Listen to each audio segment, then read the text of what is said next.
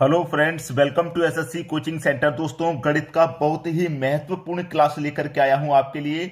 और ये class group D के लिए बहुत ही ज्यादा महत्वपूर्ण है, ठीक है। और ये नंबर सिस्टम के जो प्रश्न हैं आपको अच्छे से आने चाहिए, क्योंकि नंबर सिस्टम बहुत ही अच्छा चैप्टर है और इंपॉर्टेंट चैप्टर है। अब मैं इस प्रश्न की बात करूं तो सबसे पहला प्रश्न ये कह रहा है कि √3 क्या है।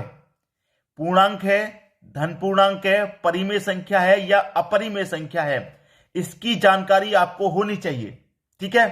अब √3 क्या है भाई, आपको मालूम है तो आप बता दीजिए, अगर नहीं मालूम है तो फिर यहां पर सीखिए।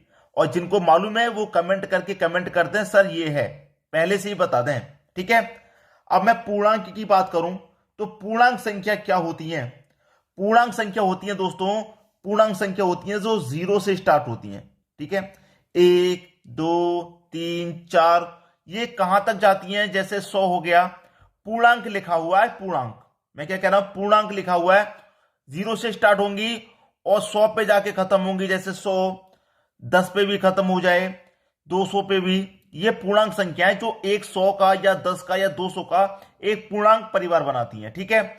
धन पूर्णांक क्या होती हैं, धन पूर्णांक होती हैं जैसे 1 +2 +3 +4, ये होती हैं धन पूर्णांक। परिमेय संख्या और अपरिमेय संख्या बची। परिमेय संख्या क्या होती है, परिमेय संख्या होती है जैसे कि अगर रूट में 4 लिखा होता तो इसका पूर्ण वर्ग निकल के आ जाता 2। यह होती है परिमेय, ठीक है। यह होती है परिमेय, जिसका पूर्ण वर्ग निकल के आ जाता है। और जिसका पूर्ण वर्ग ना निकल के आए, जैसे यहां पर हमें दे रखा है √3। अब √3 का पूर्ण वर्ग नहीं निकल के आएगा, √3 का पूर्ण वर्ग नहीं निकल के आएगा। √3 को मैं क्या लिख सकता हूं, 4 - 1, 4 में से 1 घटा देंगे 3 होता है, ठीक है। 4 का पूर्ण वर्ग 2, ठीक है, पूर्ण वर्ग 2 -1, क्लियर। अब यहां पर 2 में से 1 घटा दिया और यहां पर मेरे पास क्या है, तो यहां पर जो संख्या होती है उसके 2 गुने से डिवाइड करते हैं। यहां पे मैंने पहले ये प्रश्न कराया कि यहां पर जो संख्या होती है 2 गुने से, 2 में से 1 चला जाएगा, 1 में 4 से डिवाइड दूंगा, पूर्ण वर्ग नहीं निकल के आएगा। जब पूर्ण वर्ग निकल के आता तो वो मेरी परिमेय संख्या होती है, पूर्ण वर्ग निकल के आता तो वो परिमेय।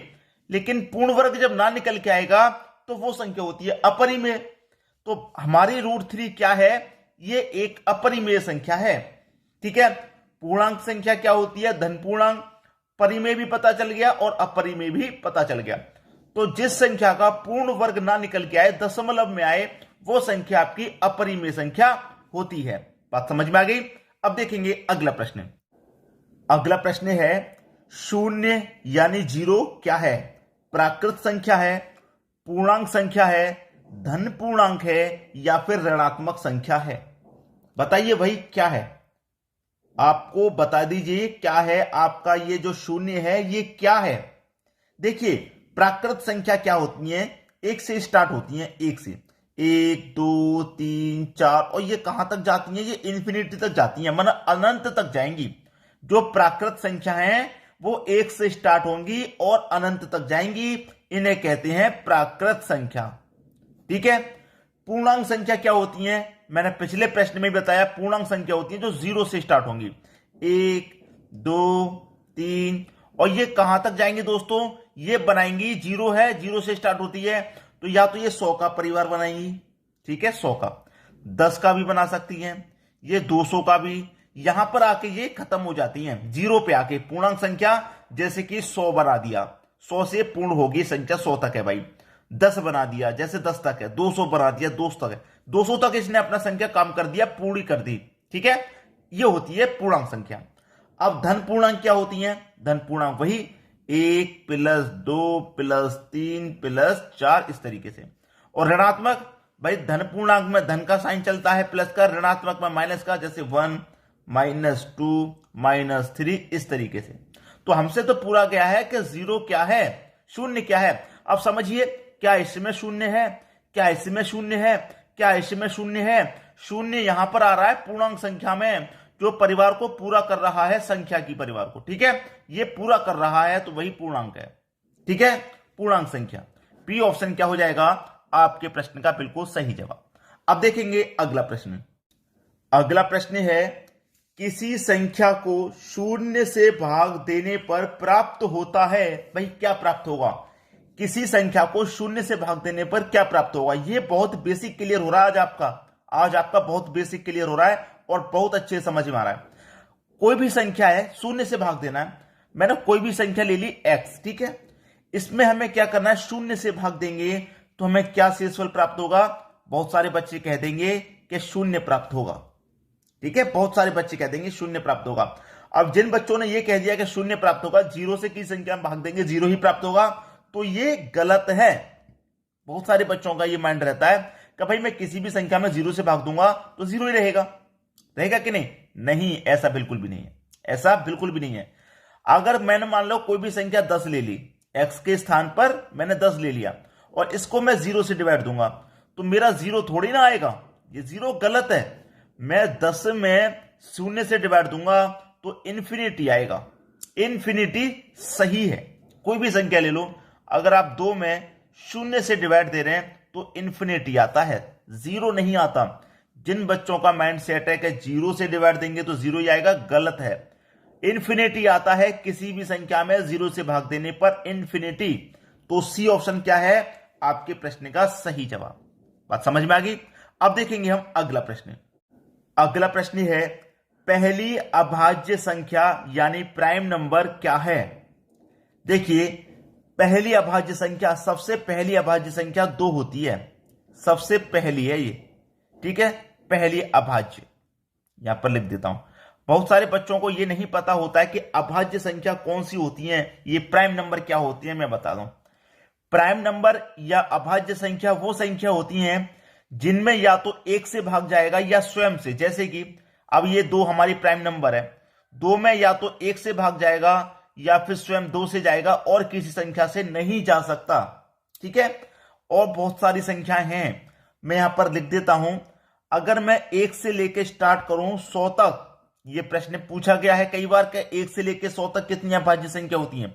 1 से लेके 100 तक 25 अभाज्य संख्याएं होती हैं और 1 से लेकर 50 तक 15 अभाज्य संख्या होती हैं और 51 से लेके 100 तक 10 अभाज्य संख्याएं होती हैं, ठीक है। ये प्रश्न आ चुके हैं। 1 से लेके 100 तक कितनी अभाज्य संख्या होती है भाई? 25। 1 से लेके 50 तक 15 और 51 से 50 के बाद 51 से 100 तक कितनी होती हैं? 10 होती हैं। अब कोई प्राइम नंबर का एग्जांपल जैसे आप चाहें मैं आपको बता दूं कि 11 एक प्राइम नंबर है। 11 में या तो 1 से भाग जाएगा या स्वयं 11 से ही जाएगा और किसी संख्या से नहीं जा सकता, ठीक है। बात क्लियर है, समझ में आ रहा है? अब 11 के बाद में जैसे कि मैं और कोई प्राइम नंबर आपको बता दूं, जैसे कि 31 है। 31 में 1 से जाएगा या स्वयं 31 से जाएगा, बीच में किसी भी संख्या से भाग नहीं जा सकता, ठीक है। 13 है, या तो 1 से जाएगा या स्वयं 13 से ही जाएगा और बीच में किसी भी संख्या से भाग नहीं जा रहा। अब जैसे मान के चलो 10 है, 10 में 1 से भी चला जाएगा, 10 में स्वयं 10 से भी चला जाएगा, 10 में 2 से भी चला जाएगा, 10 में 5 से भी चला जाएगा। तो ये अभाज्य संख्या हमारी नहीं है, कई संख्याओं से भाग जा रहा है, यह अभाज्य नहीं है। अभाज्य संख्या होगी उसमें 1 से और स्वयं से ही जाएगा और किसी संख्या से भाग नहीं जा सकता, वही अभाज्य संख्या होती है, ठीक है। तो पहली अभाज्य संख्या हमारी 2 होती है। सी ऑप्शन आपके प्रश्न का सही आंसर हो गया। जिन बच्चों को नहीं पता था कि अभाज्य संख्या क्या होती है वो समझ चुके हैं, ठीक है। अब देखेंगे अगला प्रश्न। अगला प्रश्न है 3 की पावर 38 प्लस 3 की पावर 39 का वर्गमूल है, ठीक है, वर्गमूल है। अब यहां पर ध्यान दीजिए, ये आपके पास ऑप्शंस हैं। ऐसे प्रश्न में बच्चे परेशान रहते हैं, पता नहीं क्या आंसर आएगा, वर्गमूल कह रहा है तो वर्गमूल निकाल लीजिए। होता क्या है देखिए, मैं आपको समझाता हूं। 3 की पावर 38 प्लस, ठीक है, प्लस का साइन है यहां पर, और 3 की पावर 39 का आपको क्या निकालना है? वर्गमूल निकालना है, ठीक है। वर्गमूल ही तो निकालना है, तो वर्गमूल वाला पहले साइन लगा लो। सबसे पहले तो आपको क्या करना है? वर्गमूल वाला साइन लगा लेना है। लगा लिया वर्गमूल वाला साइन। अब देखिए 3 की पावर 38 यहां पर भी है और 3 की पावर 38 यहां पर भी है, तो क्या करेंगे? 3 की पावर 38 कॉमन आ जाएगा, आ जाएगा कि नहीं भाई? 3 की पावर 38 कॉमन आ जाएगा, तो मैं यहां पर 3 की पावर 38 को कॉमन ले लेता हूं। प्लस यहां से 3 की पावर 38 चला गया तो 1 बचा।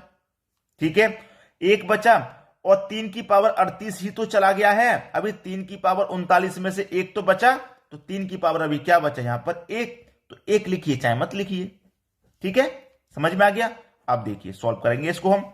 अब 1 और 3 कितना हो जाएगा, 4 हो जाएगा। तो मैं इसको 4 को यहां लिख लेता हूं पहले।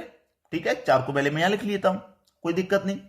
और ये 3 की पावर कितनी है भाई, 38 है, तो 3 की पावर मैं 38 को यहां ले लेता हूं। ठीक है, 3 की पावर 38 को मैंने यहां ले लिया। अब इसका क्या करना है, हमें वर्गमूल निकालना है। अब 4 का वर्गमूल कितना हो जाएगा, 2 हो जाएगा, इनटू 4 का वर्गमूल 2 हो गया, और यहां पर जो 3 की पावर 38 है, पावर का आधा कर दो 19, बस आंसर आ गया। हमेशा याद रखना कि जब भी पावर यहां पर जो भी होगी उसकी पावर आधी कर देंगे, वर्गमूल निकालेंगे उसकी पावर आधी कर देंगे, 38 की पावर आधी। ठीक है, तो 2 इंटू 3 की पावर 19 कहां पर है भैया, 2 इंटू 3 की पावर 19, सी ऑप्शन आपका सही जवाब है। अब देखेंगे अगला प्रश्न। अगला प्रश्न है 3 की पावर 34 प्लस 3 की पावर 35 का वर्गमूल। अभी अभी जो प्रश्न किया बिल्कुल वैसा ही है, तो मैं कर लेता हूं भाई। 3 की पावर 34 यहां पर भी है, 3 की पावर 34 इसमें भी है, तो 3 की पावर 34 को कॉमन ले लेंगे। कॉमन ले लिया 3 की पावर 34 को। अब यहां कितना बचा, 1, और 3 की पावर 1 बचा, तो 3 लिखूंगा, 1 लिखिए चाहे मत लिखिए। और इसका हमें क्या निकालना, वर्गमूल निकालना, तो वर्गमूल का साइन ले लो भाई। 1 और 3 कितना हो जाएगा, 4, इंटू 3 की पावर ये कितनी है भाई, 34 है, इसका हमें निकालना वर्गमूल। 4 का वर्गमूल 2 हो जाएगा, इंटू 3 की पावर 34 है, तो पावर आधी हो जाएगी, 34 की आधी 17, तो 2 इंटू 3 की पावर 17, ये आपका सही जवाब है। 2 इंटू 3 की पावर 17, जो कि सी ऑप्शन में है। उम्मीद करूंगा सभी को प्रश्न अच्छे तरीके से समझ में आ गए होंगे, किसी को भी प्रश्न में कोई समस्या नहीं होगी।